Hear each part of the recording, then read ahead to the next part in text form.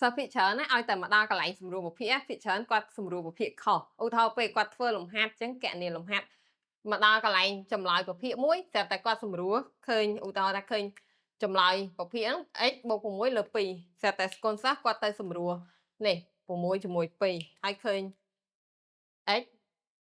បូក3អញ្ចឹងអាហ្នឹងគឺខុសធ្ងន់ណាស់បងប្អូនណាខ្លះដែលតែងតែសម្រួលបែបហ្នឹងឥឡូវមកមើលវីដេអូនេះបងប្អូនគ្នាអញ្ចឹងយើងមើលកាលណាដែល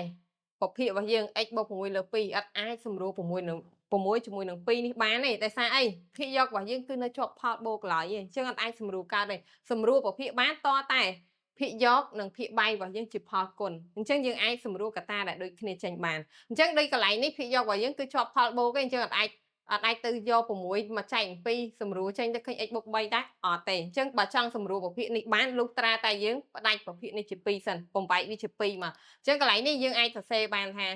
នេះប្រភេទ x បូក6លើ2បើយើងចង់សម្រួលយើងអាចផ្ដាច់ប្រភេទជា2សិនគឺ x លើ2បូកឲ្យ6លើ2បែបនេះផ្ដាច់វាចឹងមកតមកទៀតចាំយើងសម្រួលវាអញ្ចឹងកន្លែងនេះ x លើ2ទៅវិញតែមកហើយ6លើ2យើងអាចចែកបានគឺបាន3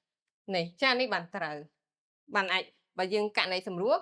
តតែធ្វើបែបនេះបានត្រូវតិចទៅសម្រួលអញ្ចឹងគឺខុសហើយតែអញ្ចឹងនៅក្នុងវីដេអូនេះការសម្រួលប្រភេទគឺមានប៉ុណ្្នឹងអញ្ចឹងសូមអរគុណ